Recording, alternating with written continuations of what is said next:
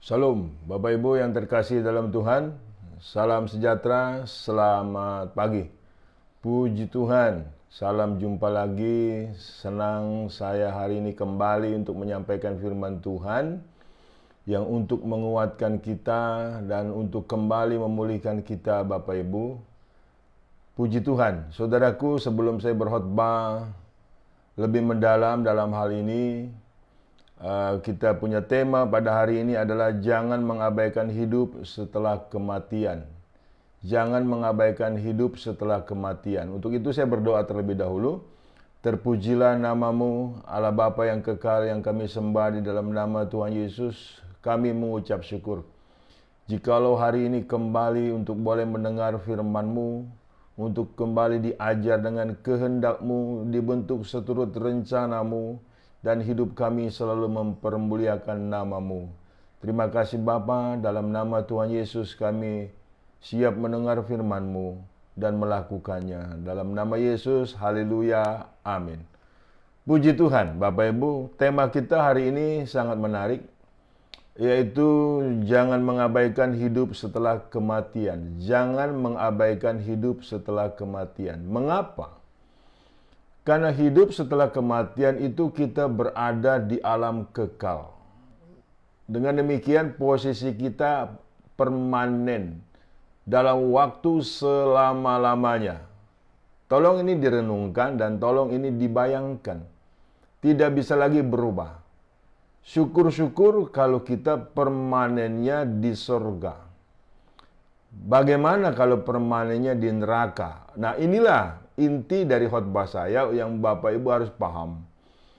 Sebab banyak sekali orang Kristen mengabaikan hidup setelah kematiannya, Bapak Ibu, dengan cara hidup di dunia ini sembarangan. Hidup di dunia ini masih senang berbuat dosa. Masih pada akhirnya mereka pikir itu urusan belakangan, kalau soal kematian, urusan nanti saja. Saudaraku, jangan gegabah. Jangan menyesal yang tiada taranya. Ini kita harus pahami, Bapak Ibu. Kita harus pahami. Sebab saudaraku, ada ayat-ayatnya yang menjelaskan seseorang apabila ada di neraka selamanya. Seseorang apabila ada di surga selamanya. Iya kan Bapak Ibu? Jadi jangan kita anggap remeh. Ini bukan karangan saya. Tetapi ini firman Tuhan. Yang mungkin juga Bapak Ibu sudah paham, sudah tahu firman ini. Tetapi kurang dipercayai. Itu yang patut disayangkan. Dan bagaimana bisa juga ini dikabarkan kepada orang lain. Kepada orang tua kita kah yang belum mengenal Kristus. Adik-adik kita, ya kan, kakak-kakak kita, teman yang terdekat kita. Sebab jikalau mereka mati tanpa Kristus, tidak ada di sorga, Bapak Ibu. Tidak ada di sorga. Kita harus paham, sekali lagi saya bicara, kita harus paham, mengerti dan percaya. Hidup setelah kematian itu kekal. Ya kan Bapak Ibu, ini perlu dan patut direnungkan. Saya baca firman Tuhan ini, saudaraku, di Lukas 16, ayat 19 sampai 31. Agak panjang, tetapi tidak mengapa agar satu perikop ini jelas. Lukas 16 ayat 19 ayat sampai 31. Ada seorang kaya yang selalu berpakaian jubah ungu dan kain halus, dan setiap hari ia bersukaria dalam kemewahan. Dan ada seorang pengemis yang bernama Lazarus, badannya penuh dengan borok, berbaring dekat pintu rumah orang kaya itu. Dan ingin menghilangkan laparnya dengan apa yang jatuh dari meja orang kaya itu, malahan anjing-anjing datang dan menjilat boroknya. Kemudian matilah orang miskin itu, lalu dibawa oleh malaikat-malaikat ke pangkuan Abraham. Orang kaya itu juga mati lalu dikubur. Dan setelah ia menderita sengsara di alam maut, ia memandang ke atas, dan dari jauh dilihatnya Abraham dan Lazarus duduk di pangkuannya. Lalu ia berseru katanya, Bapa Abraham, kasihanilah aku, suruhlah Lazarus, supaya ia mencelupkan ujung jarinya ke dalam air dan menyejukkan lidahku, sebab aku sangat kesakitan dalam nyala api ini. Tetapi Abraham berkata, "Anak, ingatlah bahwa engkau telah menerima segala yang baik sewaktu hidupmu, sedangkan Lazarus segala yang buruk. Sekarang ia mendapat hiburan dan engkau sangat menderita. Selain daripada itu, di antara kami dan engkau terbentang jurang yang tak terseberangi. Supaya mereka yang mau pergi dari sini kepadamu, ataupun mereka yang mau datang dari situ kepada kami, tidak dapat menyeberang." Kata orang itu, "Kalau demikian, aku minta kepadamu Bapa, supaya engkau menyuruh dia ke rumah ayahku. Sebab masih ada 5 orang saudaraku, supaya ia memperingati mereka dengan sungguh-sungguh, agar mereka jangan masuk kelak ke dalam tempat penderitaan ini." Tetapi kata Abraham, "Ada pada mereka kesaksian Musa dan para nabi. Baiklah mereka mendengarkan kesaksian itu." Jawab orang itu, Tidak Bapa Abraham, tetapi jika ada seorang yang datang dari antara orang mati kepada mereka, mereka akan bertobat." Kata Abraham kepadanya, "Jika mereka tidak mendengarkan kesaksian Musa dan para nabi, mereka tidak juga akan mau diyakinkan, sekalipun oleh seorang yang bangkit dari antara orang mati." Demikian firman Tuhan. Saya berharap firman Tuhan ini membuka kembali cakrawala berfikir kita, cakrawala perbuatan kita. Ini firman yang menjelaskan posisi di alam setelah kematian. Ini kondisi keadaannya. Bapak Ibu, saya tidak lebih jauh untuk menjelaskan, Bapak Ibu paham. Jadi orang kaya ini hidupnya setiap hari foya-foya. Dia tidak memikirkan hari kematiannya, tidak memikirkan pertobatannya, tidak memikirkan nilai-nilai Tuhan. Padahal di dalam rumahnya ada kitab para nabi, yaitu kitab Taurat. Yaitu sekarang kalau kita paham adalah ada Injil. Banyak orang mengabaikan Injil, Bapak Ibu, mengabaikan firman, mengabaikan kehidupan kekalnya. Nah, ini sangat berbahaya. Kondisi inilah, saudaraku, banyak terjadi. Saudara, kesampingkan sekali selamat tetap selamat. Jangan main-main dengan hidup ini, Bapak Ibu, apalagi hidup setelah kematian. Kita perlu memahami seperti itu. Nah, kemudian bagaimana akses atau impartasinya kepada saudara-saudara kita? Iya kan? Dan ini juga tidak kalah hebatnya. Banyak diabaikan, banyak dilalaikan. Mereka tidak menginjili orang tuanya yang belum mengenal Kristus. Mereka belum berbicara firman kepada adik-adik kandungnya atau kakak kandungnya. Bapak Ibu, apa tega melihat saudara-saudaramu, saudara sedaging, tatkala dia mati tanpa Kristus? Kata Yesus mengatakan, "Akulah jalan dan kebenaran dan hidup. Tidak ada seorang pun yang datang kepada Bapa tanpa melalui aku." Jelas Bapak Ibu yang terkasih dalam Tuhan, jalan satu-satunya ke surga hanya di dalam nama Tuhan Yesus Kristus. Mungkin Bapak Ibu mengatakan, "Pak Pendeta, kamu bicara itu sudah saya paham." Betul, Anda paham, tapi Anda melakukan dengan serius atau tidak? Ini seringkali, saudaraku, di dalam dirinya ada ketidakpercayaan bahwa hidup dalam Kristus adalah hidup dalam ke surga. Sehingga dibuktikan dengan kehidupannya yang glamor, hidupnya yang senang berzina, yang sedang berpesta pora. Hati-hati Bapak Ibu, hati-hati dengan hal itu. Nah, kemudian tatkala kita sudah percaya tanpa Kristus tidak ada orang bisa masuk surga, sebab nama Yesus adalah nama di atas segala nama. Di kolong langit ini tidak ada nama lain kecuali dalam nama Yesus Kristus manusia bisa masuk surga, diselamatkan, Bapak Ibu. Nah, bagaimana sikap kita kepada orang-orang di sekitar kita? Iya kan? Nah, seringkali kita masa bodoh dengan hal demikian. Dengan alasan tidak mau ribut. Dengan alasan tidak mau cekcok seperti itu. Saya pernah berdialog dengan satu bapak waktu saya berjumpa di pos RW, Bapak Ibu. Waktu itu saya mau ke rumah duka karena yang di rumah duka yang meninggal itu adalah pengurus RW. Saya harus aktif untuk mengikuti ke rumah duka karena saya nggak kenal, tapi saya kenal Pak RW-nya karena di RW itu ada gereja kita. Nah, kemudian udah kumpul lah bapak-bapak. Saya disuruh Pak RW berkumpul di pos RW. Kemudian ada seseorang yang iseng sama saya. Isengnya dalam arti begini. "Oh, Bapak ini nggak pernah kami lihat di lingkungan ini." "Ya, saya memang bukan orang sini. Saya lagi mewakili gereja untuk ke rumah duka." Oh gitu, jadi berarti Anda pendeta? Ya saya pendeta, saya bilang. Oh Pak Pendeta, sambil merokok Bapak Ibu. Saya kapanpun mati sudah siap. Wih, saya kaget saudaraku mendengar hal itu. Kenapa bisa begitu Pak? Luar biasa orang ini kan. Mati juga siap, kapanpun mati dia siap. Saya sudah tidak ada pikiran macam-macam. Dan sudah tidak ada pikiran lain-lain. Saya hidup, punya anak dua-dua sudah menikah. Tanggung jawab saya sudah tidak ada. Saya ini juga hidup nggak miskin-miskin amat. Saya punya pekerjaan yang bagus. Iya kan? Saya punya rumah besar, saya tinggal dengan istri hanya berdua di rumah yang besar. Dan mau apa lagi Pak Pendeta? Sambil asik merokok. Kemudian saya tanya Bapak Ibu, Bapak punya saudara kandung? Oh ada. Ada saudara kandung saya. Apakah semuanya sudah Kristen? Sudah di dalam Tuhan Yesus? Dia kaget Bapak Ibu. Oh kalau itu bukan urusan saya katanya. Urusan masing-masing Pak Pendeta. Kita kan sudah dewasa. Pernah Anda menyampaikan firman kepada mereka? Ya kita nggak mau ribut lah Pak Pendeta. Itu alasan klasik Bapak Ibu.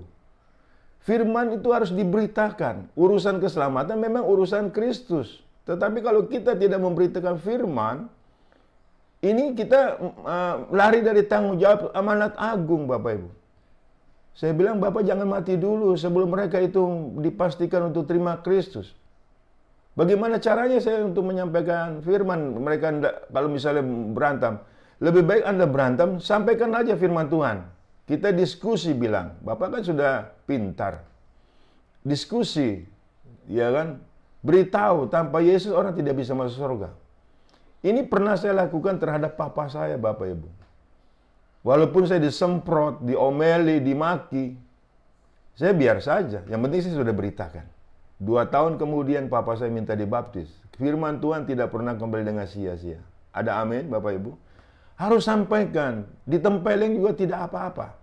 Kita bukan menjadikan mereka Kristen, tapi kita memperkenalkan siapa juru selamat manusia dan siapa yang punya sorga.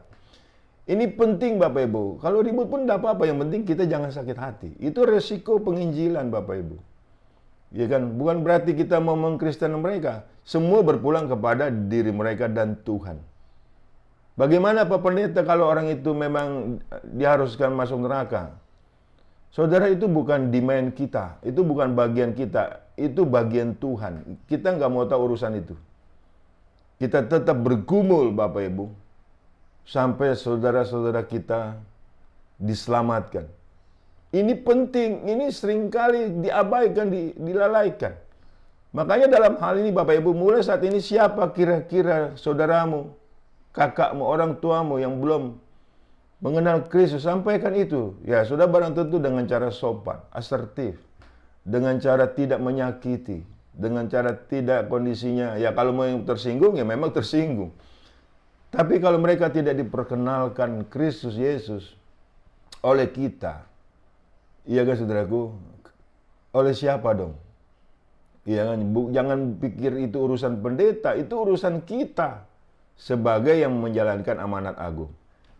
Yang pertama Bapak Ibu dalam hal ini, kita harus meluputkan mereka dari api neraka. 2 Timotius 4 ayat 1 sampai 8. Harus meluputkan mereka dari api neraka. 2 Timotius 4 ayat 1.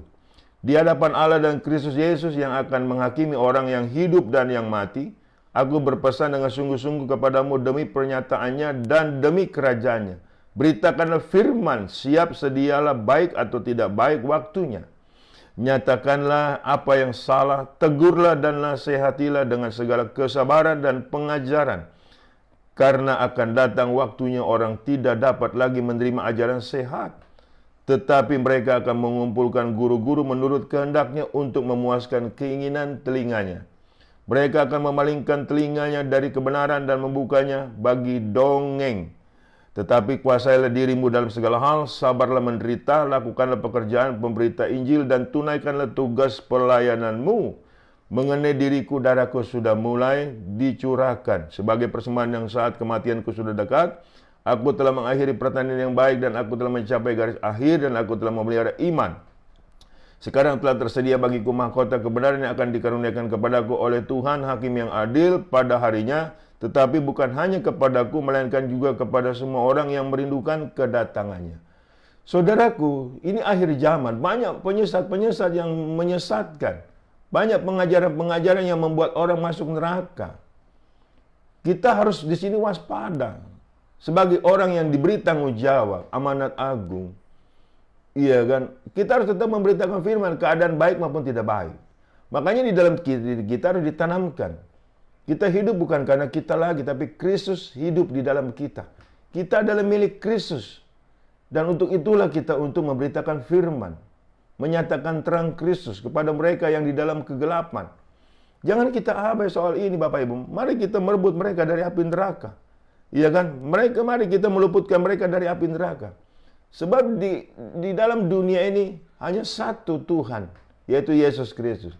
Ya, Dia akan menghakimi Bapak Ibu. Dia yang akan menentukan dalam hal ini. Makanya kita sebagai orang yang beriman, sebagai orang yang percaya, kita harus peduli kepada saudara-saudara kita. Ya kan saudaraku? Jangan setelah meninggal Bapak Ibu enggak ada. Lihat tadi yang saya baca ayat yang semula. Antara orang mati dengan orang hidup tidak ada lagi hubungan Bapak Ibu. Iya kan? Tidak ada lagi hubungan. Yang mati ya mati di neraka. Walaupun dia berpesan kepada Bapak Abraham, Lazarus suruh hidup lagi, enggak bisa. Saudara, semua sudah ditentukan, sudah ada jalannya, sudah ada ketetapannya, sudah ada satu nilai kegenapannya di dalam Yesus Kristus. Jikalau hal ini ditolak, itu bukan lagi urusan kita. Yang penting urusan kita adalah menyampaikan kehendak Tuhan, berita baik, kabar baik, anugerah, kasih karunia kepada mereka. Sehingga mereka percaya, tidak percaya itu bukan urusan kita lagi. Tetapi diharapkan mereka percaya. Sudah barang tentu setelah kita menyampaikan firman, tingkah laku kita diamati. Itu yang dilakukan papa saya. Pada saat 2 tahun kemudian setelah saya dimusuhi, mau dibaptis, saya tanya waktu saya antar ke baptisan. Iya kan? Kemudian singkat cerita dikatakan, saya melihat kamu itu bertambah hidup benar. Padahal saya hidup udah benar loh, bertambah baik. Yang tidak percuma kamu menjadi Kristen. Itu yang saya perhatikan. Rupanya saya diamati. Nah, kembali, jangan ini kita menyampaikan firman, tingkah laku kita buruk. Iya kan, tingkah laku kita jahat. Orang pada bagaimana mau percaya Bapak Ibu? Tidak bisa seperti itu. Kita ini pelaku firman, sampaikan firman, orang mengamati. Jadi ada 2 penginjilan. Penginjilan dengan tingkah laku, penginjilan dengan menyampaikan firman. Ini 2 harus paralel. Tidak boleh terpisah Bapak Ibu. Seringkali kita menjadi batu sandungan. Dan mereka bisa mengatakan, lu aja jadi Kristen nggak bener, masa suruh saya jadi Kristen? Nah itu banyak terjadi. Itu yang Bapak Ibu harus paham, yang tidak boleh terjadi. Ada amin saudaraku? Saya baca lagi pasal lain soal kita meluputkan mereka dari api neraka. Lukas 21 ayat 34-36.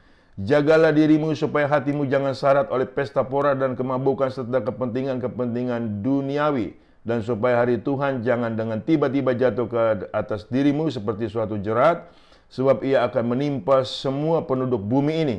Berjaga-jagalah senantiasa sambil berdoa supaya kamu beroleh kekuatan untuk luput dari semua yang akan terjadi itu, dan supaya kamu tahan berdiri di hadapan Anak Manusia. Kita pun turut untuk tetap berjaga-jaga. Jadi di sini saudaraku kita saling menjaga. Karena ada satu waktu yang manusia tidak bisa lari dari keadaan kondisi yang sangat amat menyakitkan. Yang sangat amat menentukan. Nah, bagi kita harus persiapkan diri dengan baik. Jangan urusan mati ada urusan belakangan. Ya kan, nggak boleh Bapak Ibu. Kita harus paham.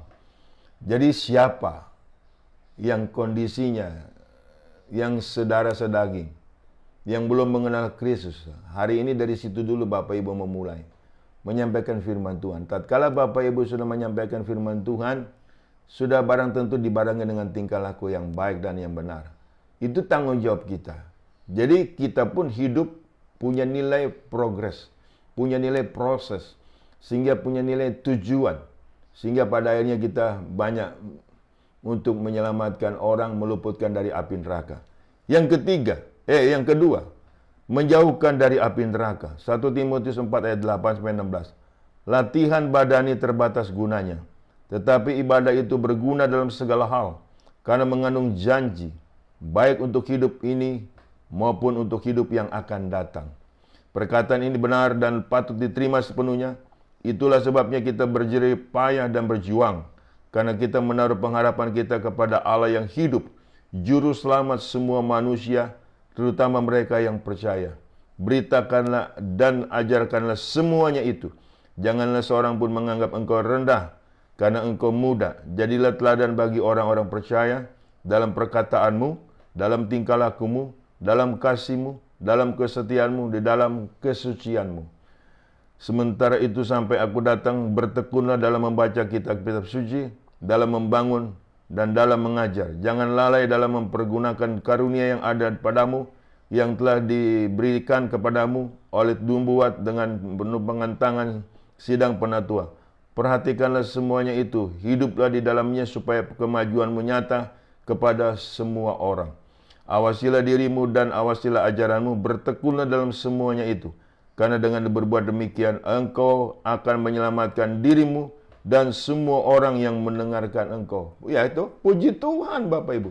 Paulus mengajar Timotius yang masih muda, jangan khawatir. Jangan engkau mau dianggap enteng, walaupun engkau muda. Jadi jagalah perkataanmu, tingkah lakumu, kesucianmu. Ini penting Bapak Ibu, supaya kamu pun diselamatkan, orang lain pun turut diselamatkan hasil pemberitaan firman Tuhan yang engkau beritakan. Jadi saudaraku, hidup kita ini saling kait mengait saudaraku. Seringkali kita bilang, pakailah diri saya Tuhan menjadi alatmu. Bagaimana caranya? Sementara engkau masa bodoh dengan orang-orang, bahkan bukan masa bodoh, dibikin ribut orang-orang rumah atas nama engkau pelayan Tuhan. Mana bisa begitu Bapak Ibu? Ada anak muda saudaraku, orang tuanya lapor dengan saya. Pak, bagaimana saya bisa menjadi Kristen? Anak saya sejak jadi Kristen tuh sombongnya minta ampun. Menganggap remeh saya, walaupun saya belum Kristen. Bagaimana saya bisa simpati dengan kekristenan kalau demikian? Nah, ini anak kurang ajar Bapak Ibu. Ya kan? Ini anak brengsek. Anak yang mengecewakan. Nggak boleh begitu, itu pengajaran yang salah. Iya kan saudaraku? Kita memang sudah diselamat, tapi tidak boleh sombong. Sebab kita ini saudaraku, menurut firman, kita harus untuk bersimpati dengan orang-orang tersebut, dengan jiwa-jiwa tersebut. Iya kan? Jadi sebagai warga surga, kita bukan untuk sombong. Nah, seringkali kondisinya seperti itu. Mereka begitu sombongnya, mentang-mentang anak raja, anak tuan. Itu salah, itu penyesatan. Iya saudaraku. Jadi ada satu eksklusif, bukan inklusif. Iya kan? Itu yang membabi buta. Makanya saya bilang sabar ya Om. Apakah diajar di gereja seperti itu Pak Pendeta? Ya kita nggak ngajar seperti itu. Toh anak ini begini Pak Pendeta jadinya. Ya anak itu kalau boleh jumpai dengan saya akan kasih nasihat. Iya kan? Ya, pada akhirnya Bapak Ibu kecewa orang tuanya. Tapi akhirnya saudaraku saya masuk penginjilan, saya beritakan firman Tuhan dan dia memahami dalam hal ini. Jadi dia Bapak tolong kesampingkan sikap anak Bapak. Ya kan, maksudnya baik tetapi caranya salah. Akhirnya dia paham soal ini Bapak Ibu. Makanya dalam setiap kita harus menjauhkan mereka dari api neraka dengan cara memberitakan firman dan dengan cara untuk kita bersaksi dan menjadi untuk kemuliaan Tuhan. Kemudian Ibrani 10 ayat 19-29. Jadi saudara-saudara, oleh darah Yesus kita sekarang penuh keberanian dapat masuk ke dalam tempat kudus, karena ia telah membuka jalan yang baru dan yang hidup bagi kita melalui tabir, yaitu dirinya sendiri. Dan kita mempunyai seorang imam besar sebagai kepala rumah Allah. Karena itu marilah kita menghadap Allah ya dengan hati yang tulus ikhlas dan keyakinan iman yang teguh. Oleh karena hati kita telah dibersihkan dari hati nurani yang jahat dan tubuh kita telah dibasuh dengan air yang murni.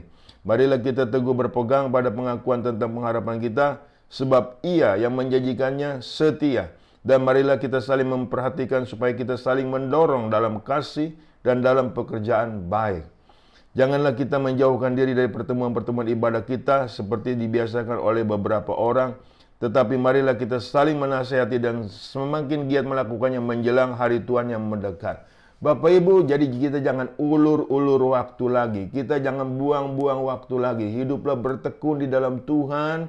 Beritakanlah Injil dan hidupmu benar-benar hidup untuk kemuliaan Tuhan. Ada amin Bapak Ibu. untuk merebut mereka, untuk meluputkan mereka dari api neraka, supaya kita juga memahami bahwa mereka butuh pertolongan atau menjauhkan mereka dari api neraka. Ya, ini penting bagi setiap kita, Bapak Ibu. Jadi hidup di dalam setelah kematian ini kekal. Kemudian yang terakhir, Bapak Ibu, merebut mereka dari api neraka. Yudas pasal 1 ayat 17 sampai 23. Tetapi kamu saudara-saudaraku yang kekasih, ingatlah akan apa yang dahulu telah dikatakan kepada kamu oleh rasul-rasul Tuhan kita, Yesus Kristus. Sebab mereka telah mengatakan kepada kamu menjelang akhir zaman dan akan tampil pengejek-pengejek yang akan hidup menurut hawa nafsu kefasikan mereka. Dan mereka adalah pemecah belah yang dikuasai hanya oleh keinginan-keinginan dunia ini dan yang hidup tanpa Roh Kudus. Akan tetapi kamu, saudara-saudaraku yang kekasih, bangunlah dirimu sendiri di atas dasar imanmu yang paling suci dan berdoalah dalam Roh Kudus. Perlihatkanlah dirimu dengan demikian dalam kasih Allah sambil menantikan rahmat Tuhan kita, Yesus Kristus, untuk hidup kita yang kekal. Tunjukkanlah belas kasihan kepada mereka yang ragu-ragu. Selamatkanlah mereka dengan jalan merampas mereka dari api, tetapi tunjukkanlah belas kasihan yang disertai ketakutan kepada orang lain juga, dan bencilah pakaian mereka yang dicemarkan oleh keinginan-keinginan dosa. Ini tanggung jawab kita. Saudaraku, sekarang zaman nilai-nilai keguncangan terus terjadi. Dengan banyak pengajar-pengajar yang menyesatkan, sehingga banyak pula juga orang Kristen ragu-ragu. Nah, dari situ kalau ragu-ragu juga enggak boleh. Berarti di sini orang ragu-ragu, saudaraku, enggak yakin masuk surga walaupun sudah dalam Kristus. Jadi hidupnya untung-untungan. Tidak bisa, kita hidup harus dalam kepastian dan tidak bisa hidup dalam mudah-mudahan. Ada amin, Bapak Ibu. Mari kondisinya kita bergumul terhadap jiwa-jiwa mereka yang belum mengenal Kristus Yesus. Dan terutama juga kita bergumul untuk diri kita sendiri untuk dipakai oleh Tuhan dalam kemuliaan Tuhan. Jangan sesat, Bapak Ibu. Tuhan tidak bisa dipermainkan. Apa yang ditabur orang itu yang dituai. Untuk itu saya berdoa, terpujilah namamu Tuhan. Aku sudah menyampaikan firman-Mu mengenai kehidupan setelah kematian adalah permanen atau kekekalan. Kami percaya hidup di dalam Kristus adalah hidup di dalam surga untuk sampai selama-lamanya. Hal ini pun akan kami beritahu kepada saudara-saudara kami, orang tua kami, adik-adik kami, kakak-kakak kami, dan saudara sekandung lainnya, Tuhan, kepada mertua, kepada mantu, agar mereka juga sama dengan kami, sehingga mereka bukan hanya berkumpul di bumi, tetapi juga berkumpul di surga. Terima kasih Tuhan Yesus, firman-Mu tidak pernah kembali dengan sia-sia. Berkati jemaat-Mu dimanapun mereka berada, berkati mereka Tuhan, agar mereka tetap setia di dalam Yesus Kristus sampai selama-lamanya. Dalam nama Tuhan Yesus aku sudah berdoa mengucap syukur. Haleluya. Amin. Bapak Ibu yang terkasih dalam Tuhan, demikian firman Tuhan, demikian khotbah saya. Terimalah berkat dari Allah Bapa di dalam cinta kasih Tuhan kita Yesus Kristus, di dalam persekutuan dengan Roh Kudus yang selalu menyertai kita. Mulai dari saat ini sampai Maranatha, Tuhan datang kali yang kedua menyebut kita dalam kemuliaannya, dan kita pun layak menerima kemuliaan Tuhan dari kekal sampai kekal. Haleluya. Amin.